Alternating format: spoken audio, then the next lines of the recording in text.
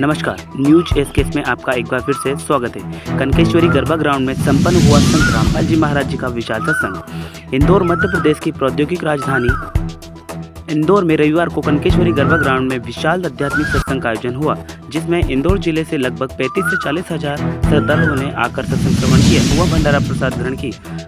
सत्संग पंडालों में बैठने खाने पीने की पर्याप्त व्यवस्था की गई थी। इस विशाल आध्यात्मिक सत्संग कार्यक्रम में भारतीय जनता पार्टी के राष्ट्रीय महासचिव व मध्य प्रदेश सरकार के कैबिनेट मंत्री श्री कैलाश विजयवर्गीय जी, इंदौर से विधायक श्री रमेश मेंदोला जी, कैबिनेट मंत्री श्री तुलसीराम सिलावट जी, वर्तमान सांसद श्री शंकरलाल वानी जी भी उपस्थित हुए और संत रामपाल जी महाराज जी को प्रणाम कर सत्संग सुना। सत्संग के बाद मात्र 17 मिनट में 3 जोड़ों का बिना बिना आडंबर के सादगीपूर्ण तरीके से दहेज मुक्त विवाह भी गुरुवाणी द्वारा संपन्न हुआ। हजारों की संख्या में भक्तों द्वारा दहेदान के फॉर्म भी भरे गए। कार्यक्रम स्थल पर जाने वाली सड़कों पर संत रामपाल जी महाराज जी के विशाल स्वरूप के बैनर भी लगाए गए थे, जिससे कार्यक्रम की सुंदरता और अधिक बढ़ गई। कार्यक्रम स्थल पर 100 × 700 के 3 बड़े बड़े पंडाल पूरी तरह से श्रद्धालुओं से भरे हुए थे।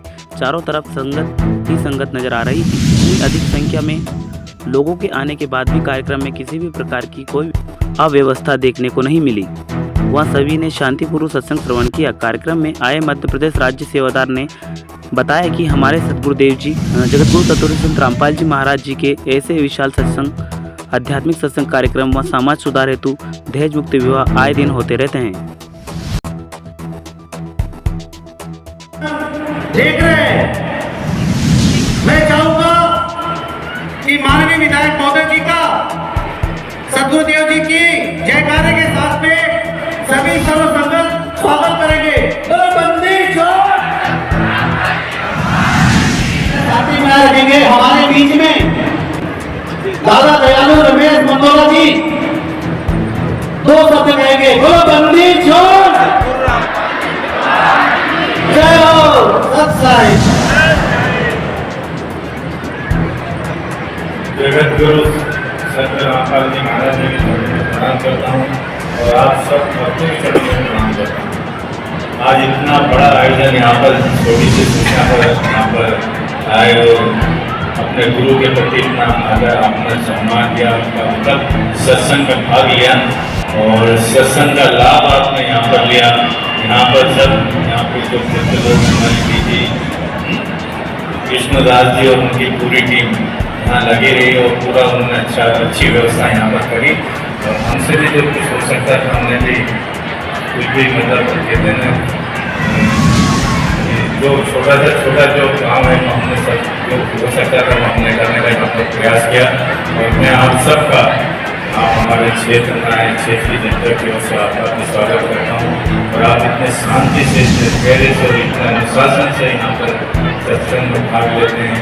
मैंने देखा जब आप आ रहे थे रोड से, जब गाड़ियाँ पार्किंग में खड़ी थी, सब लाइन बंद हो गया है। इतना अनुशासन, तो मेरे ख्याल से जीवन में अगर इतना अनुशासन आ जाए तो पूरे लोगों का जीवन ही बदल जाता है। और महाराज जी ने कई लोगों के जीवन में परिवर्तन किया है। जो लोग दारू पीते थे, जो दूसरे काम में गलत काम में लगे थे, महाराज जी की सत्संग सुनकर और महाराज जी के आशीर्वाद से वो आज सब अच्छे सारे मतलब यहाँ मैंने देखा है कि दहेज प्रथा से लेके यहाँ पर दारू से लेके मांस वगैरह से लेके सब छुड़ाने का सब जो इस सत्संग में आ जाता है, महाराज जी के चरणों में आ जाता है, वो सारी बुराइयों से मुक्त हो जाता है और महाराज संत महाराज के सानिध्य में अपना जीवन समर्पित कर देता है।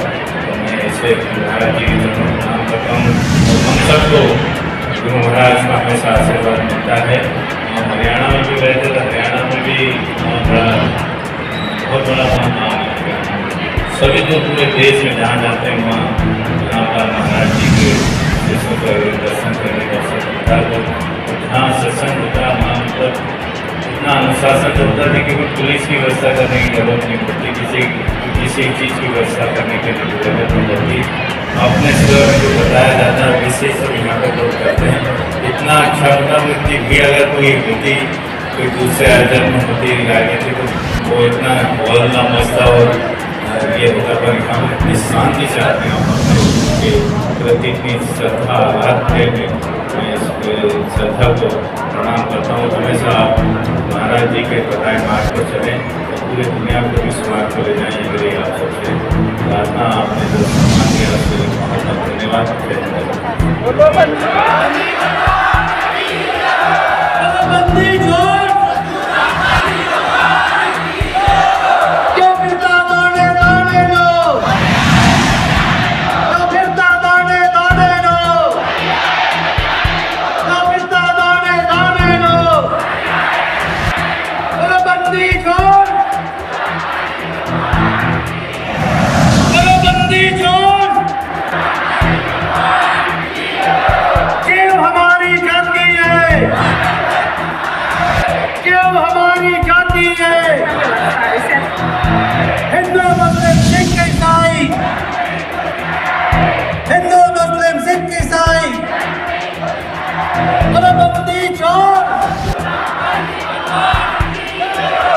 सभी भक्तों से प्रार्थना है, बहनों से प्रार्थना है, सिर्फ आधा घंटे का समय चाहिए आपका।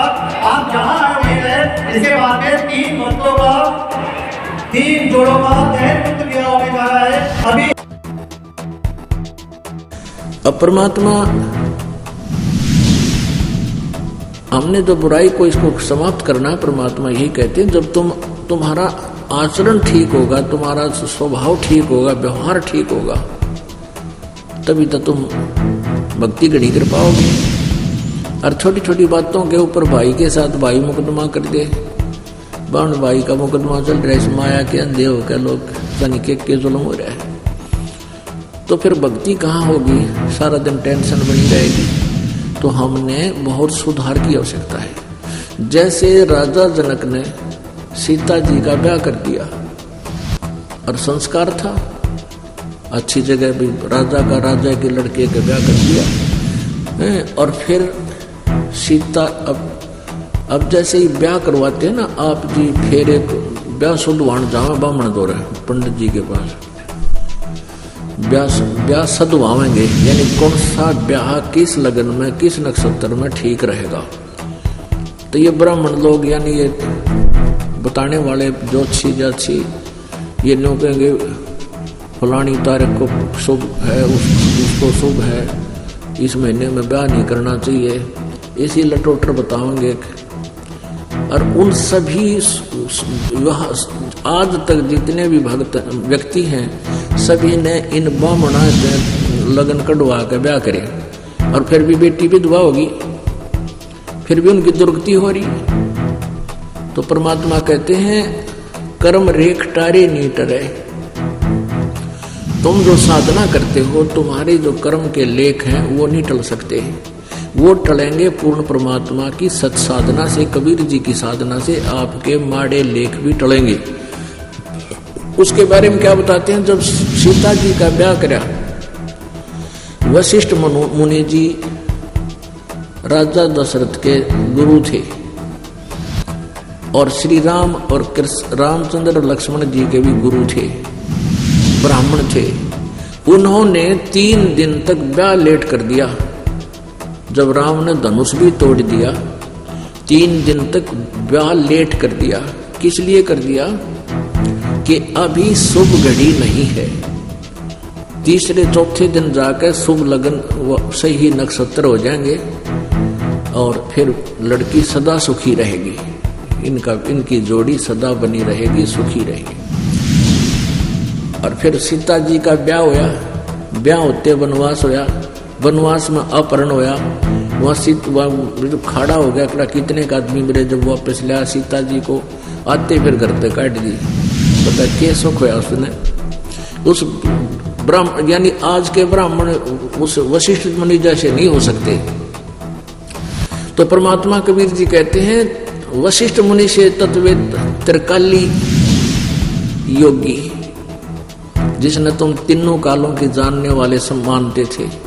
वशिष्ठ मुनि से तत्वेता योगी और शोध के लगन धरे, और सीता हर मरण दशरथ का वो बण राम फिर के सारा दिया उस लगन के शोधन ने। बाप मर गया, अब वनवास होया, धके खानता अंडा राम की सीता की के सारा दिया उस लगन ने। तो इस प्रकार परमात्मा का नाम लेकर आप किसी दिन और किसी मुहूर्त में कद्दे ब्याह करो बच्चा का, कोई दिक्कत नहीं आवे। तो समर्थ का तो न्योबेरा पट्टे दिशा सूझ दो दिशका खोया। पहले क्या कहा करते, ये जाते थे ना व्यापारी लोग, तो वो ब्राह्मण कह देते कहाँ जा रहे हो, किस दिशा में जाना, हमने दिशा बताओ ब्राह्मण जी, ये दिशा ठीक है कि नहीं, ना इस दिशा में ना जाइए, इधर दिशा सूल है।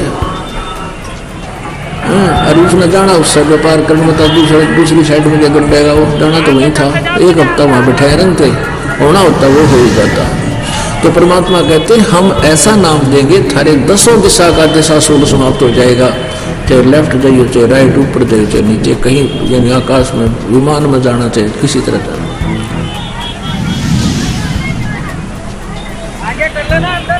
तो उसके लिए कहते हैं भजन करो उस रब का जो दाता है।